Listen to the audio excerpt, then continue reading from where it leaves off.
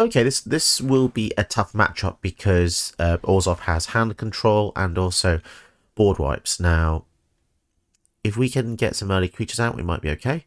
The Clothis, I would normally have faith in, but the Kaya can just exile enchantments, so I don't feel very safe, really. They did mulligan, though, so Thoughtseize. Why is it so common? Why? It is so common, it's ridiculous. I'd say, anecdotally, that at least 50% of my matches against black on turn 1, if they go first, is a Thoughtseize. Looks like they've got another kill spell as well. Of course they do. Vanishing Verse. So if they have any rocks, we can kill it with the Rex Sage. Duress. So we've got nothing left. Wow, they're going to... I bet they're really fun at parties. Oh, okay. They missed a land drop, so I think we've got them here, to be honest. Because we're going up. And they're staying down. So... what is it? Swords?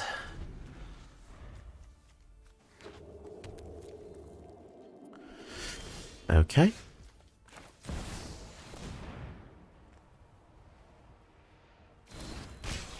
So, we still can't attack because we need 7 lands.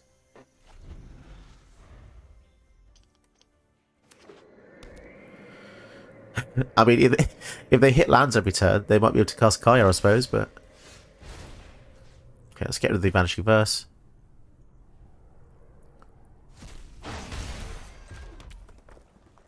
See, they don't actually have any... I don't really want to play Neyith there, because if they had a board wipe, it would be a 2-for-1, so... okay, so we have the Rex Sage here, so I think we got pretty lucky being able to stop them. They obviously have nothing else better to play, so that was clearly their only play there.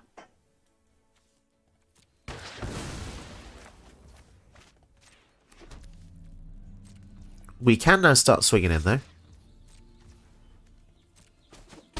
Down to 15. And we actually have an answer for Kaya in a very strange way. It's a bit strange for...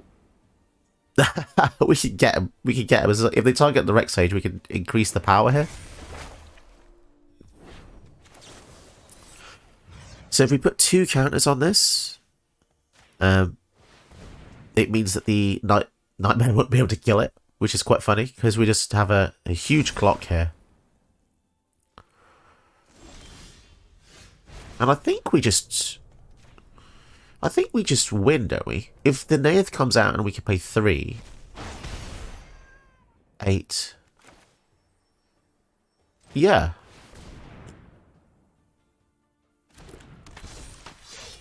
So they need a removal spell here. Do they have it? Let's give it to the weakest. We'll give it to the weakest one, because this is going to be the least appealing for them to kill. You wouldn't want to top load the Clothis or the Topiary Stomper. Interesting.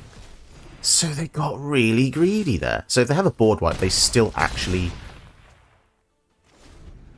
if they have a board wipe, they do really well here, because we're going to take an extra turn to get back into business.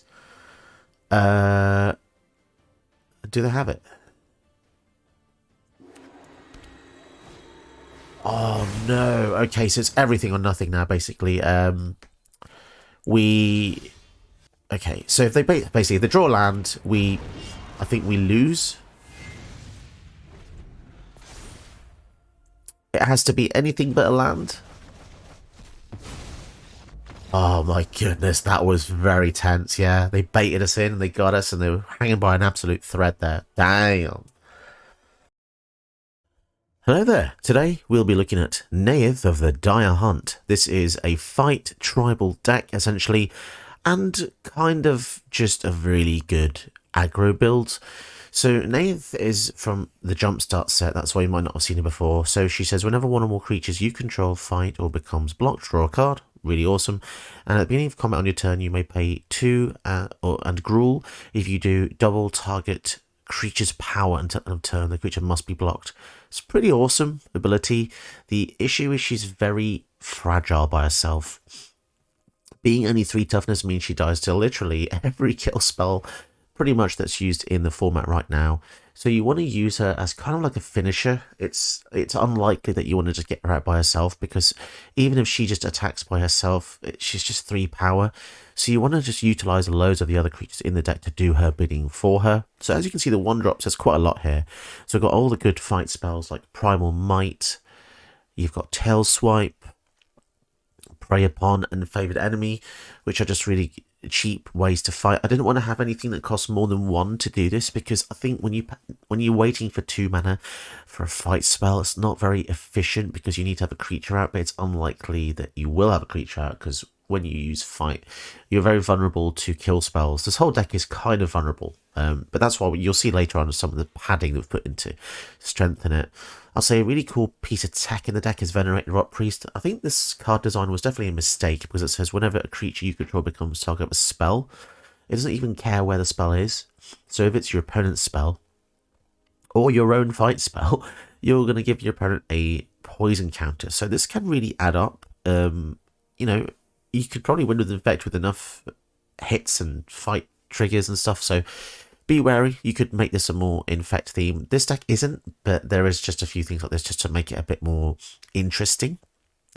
The way we're going to make our creature to survive is we're going to have stuff like Hajar, Loyal Bodyguard, which can be sacked to give your legend indestructible. You've also got Sword of Forge and Frontier, which gives your creatures pro red and green, which is a little bit weird and a little bit non-bear with Neyith, but because if you equip this to a creature, you then can't target it with this ability, sadly, or fight, so be cautious of that. But it's just so powerful just to give your creatures a boost and to be able to play more lands, and it's one of 2 swords in the format, so I thought let's just use it. It's so good. The other one's a bit iffy, being pro green blue. Milling and getting wolf, not so great. Once you get to the top end of the deck, we're going to see where all the meat and bones is. So you've got the Silverback Elder, which is just really powerful. It gives you so many different abilities whenever you cast a creature spell. God knows why it says cast. They just thought, oh, let's make it even stronger than it should be.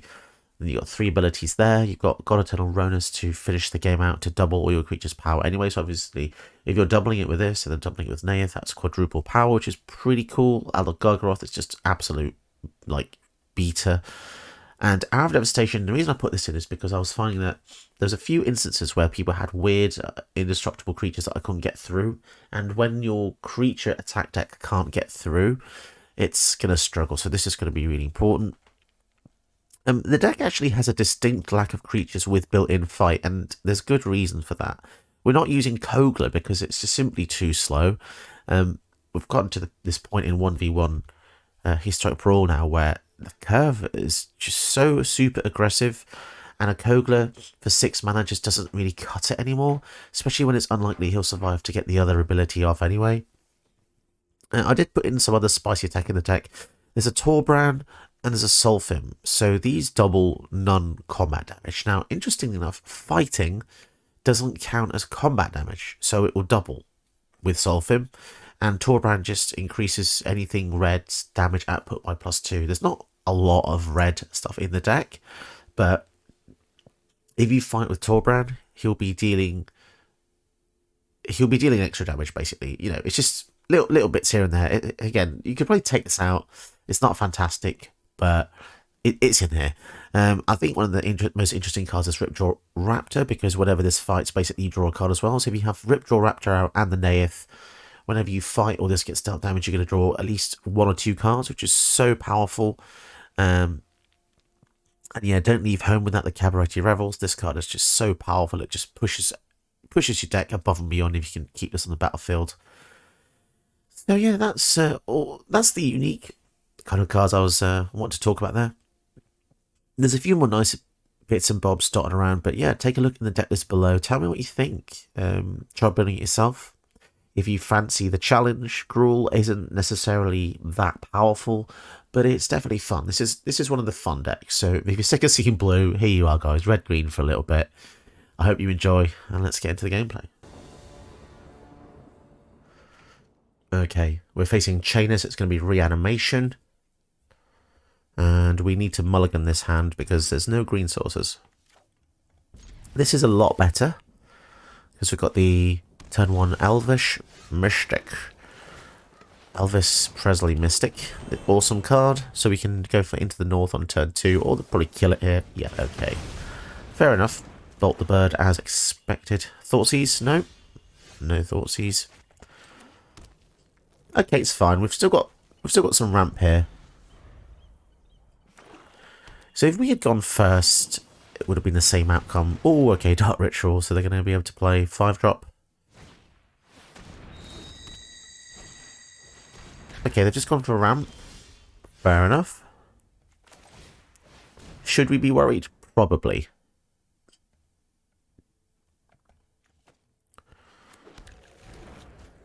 What on earth? So they've got 3, 4, 5, 6 mana this turn.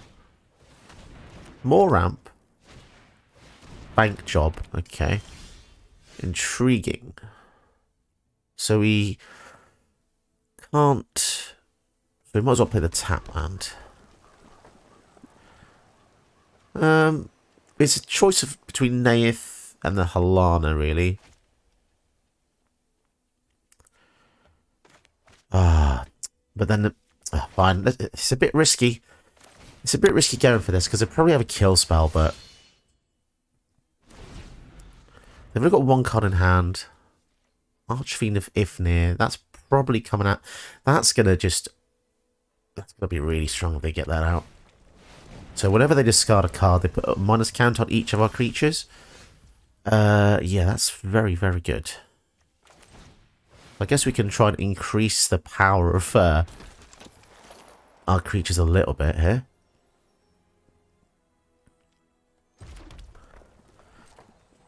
Let's see if they're dumb enough to block.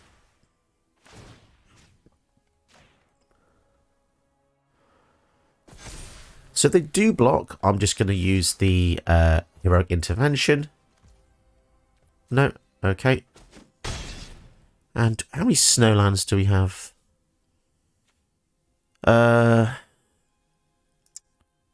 This is actually really sad, because if they discard... How many cards can they possibly discard here, though? That's the question, isn't it? We've got 1 snowland. 2... Oh, no, we do have 3. Okay, so this is fine. This works. So the Neyith gets indestructible here.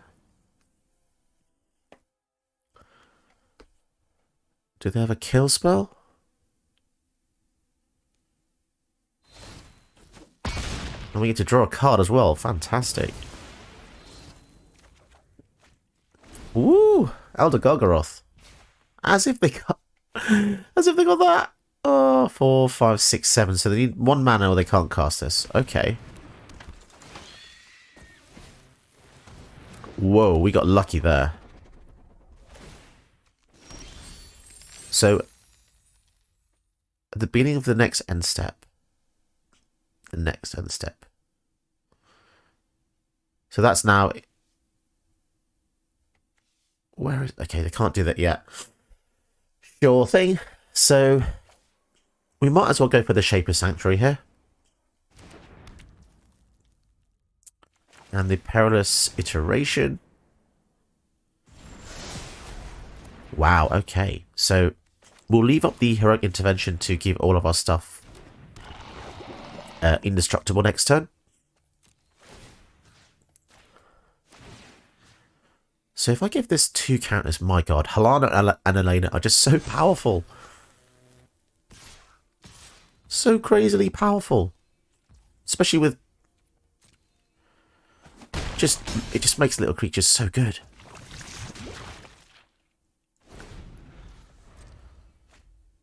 Wow, and an Ox of Agonis as well. That's get some great hits here. So the level is in the graveyard. Exile the bottom card. You may cast it this. So why is this still here? Surely it was... I don't know.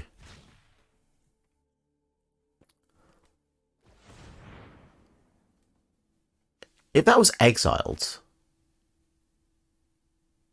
At the beginning of the next turn, if that card is still exiled, put it into your graveyard. Oh, I see. Blood for Bones.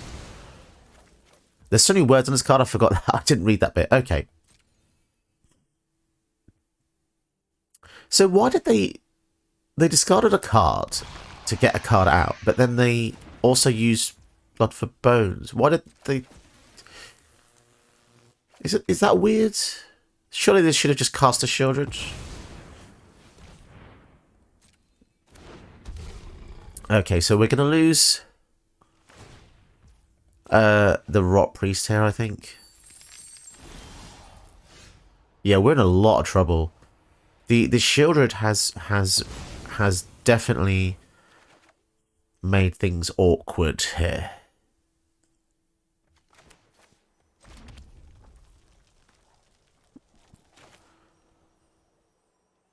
Okay. Okay, we'll go for the Elder... Okay, we might have a way around this. So we let the Gargoth attack. We can get a 3/3 body out of this.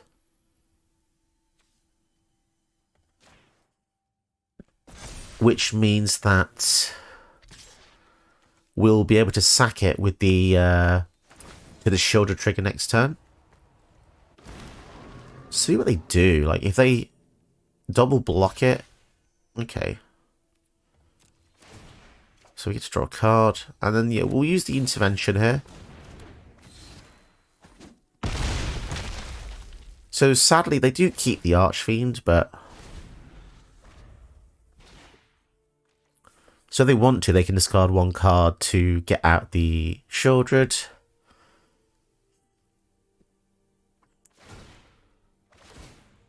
So our team gets really small. Well, not really small, but... Sareth gives... Oh, wow, they're going for the Ox. Oh, I see. Did they think that would work with the Archfiend? There's nothing discarded, so... Yeah, I don't know. Interesting one there. I think Shieldred would have been the correct answer there, to be perfectly honest. This having trample and double power is just going to annihilate them, isn't it? Oh, I think we've just utterly destroyed them here. Tapped creatures have Death Touch. Although this has Vigilance, doesn't it? Okay, fine. We'll still do the thing. We'll do the thing. So we'll give that the haste, and we'll double... Yeah, I think we'll double the Gargaroth here as well. Because the trample on that's going to be absolutely crucial. Although they can just discard their whole hand here to give a whole team minus, but... -1 though. Okay. Oh, damn, that's so annoying. That's really weakened the power of that. Although, other tapped have Death Touch, so...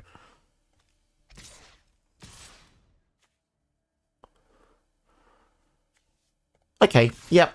I think we alpha here. Yeah, because the trample, they would have had 4, 5, 6, 7, 8, but that would have been 5 just there going through. Wow, I think we got away very... Oh, that was very lucky, to be honest. Okay, so we're facing Adventure Tribal. This hand is... It's okay. Because the Broken Bond makes it good. Wow, okay, now we're talking. Okay, I'm excited about this hand. Look at this curve. Bond, Revels, Neyith. Wow, we have a Bond target as well. This is just, oh, beautiful. I was hoping to maybe get the, what is it, the 4-leaf clover or whatever it is, that thing that doubles the adventures, but this will do.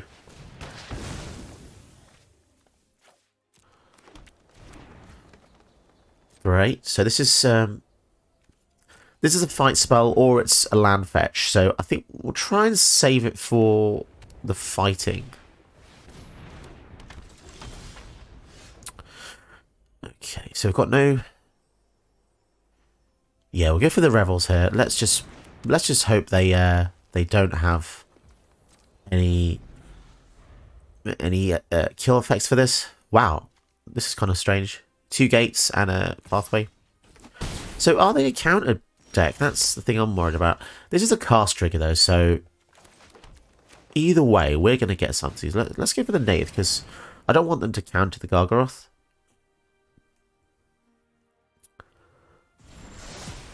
Oh, and the Garligreeters comes in first. Wow, they weren't happy about that, were they? Oh, that's such a shame, but I guess I think we had a God Hand there, guys.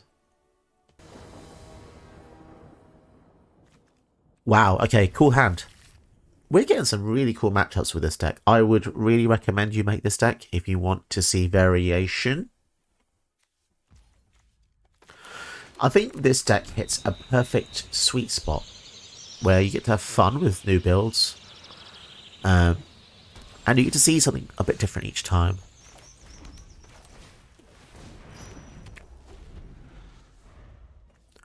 The Stomp is going to really help with the Henge. Also, the God Eternal as well, to be honest. Yeah, because if you play God Eternal Ronas, it doubles the power of each other creature. But also, it means that the Great Henge is a lot cheaper as well. And then the Neyith also doubles power, so there's a lot of different possibilities here. Here comes Nadar. Wow, I feel like I've built a really good deck. The win rate for this is really crazily good. Oh, we even got the Venerated Rot Priest.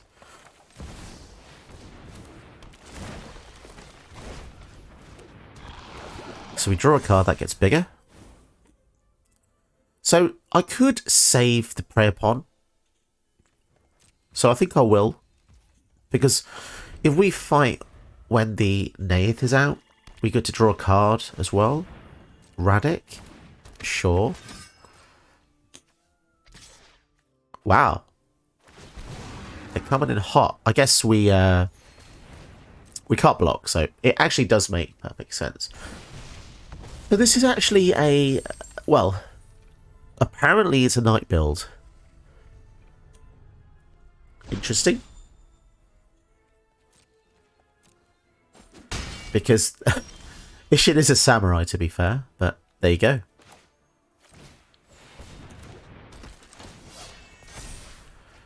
Okay. So we could go absolute full power. Although we don't have 7 lands, so we can't actually attack with a Stomper, so that's probably a bad idea.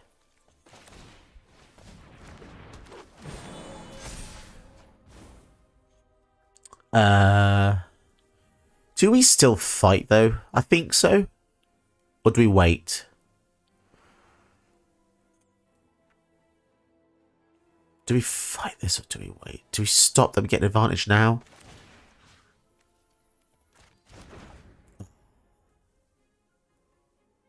Yeah, I think we have to be aggressive. We could fight the Paladin, actually. Yeah, tell you what, we'll fight the Paladin, so this actually survives. We then get to draw a card, and we can also now use the Neyith as well. On the Rot Priest. And if they want to block here, then we get to draw another card. So this suggests that they probably have a board wipe, because they blocked with that. Is it going to be a board wipe? We have such a good way to recover in our hand, like, I don't really care, to be honest. If they do board wipe... oh, they're going to tutor. They're 1 mana off a big board wipe, though. I actually think they're dead. Unless they do something massive here, I think they're just dead. Because we have double power, double power. Alright, let's see what happens, guys. Wow. Crazy. Wow, we even have the Yarn Teeth, so we can actually protect our whole team. So, would it be better to... so we've got 3, 4, 5, 6. Right, if we play this forest, we can use the Neyith, and we can also protect our team. So, They have vigilance, right? Okay, so let's double the Stomper. And yeah, so this is actually really, really nifty. Because the Llanowar Elves has vigilance, it means that we can attack with it, and we can also use it to cast the Yuan-Ti Scale Shield. But is it going to matter here? Oh, okay. So Death Touch Lifelink. That is interesting. Who are they going to... Well, obviously they're going to go for the Stomper, aren't they? We have no way to... That's interesting. So a creature actually changes a lot. So we draw a card.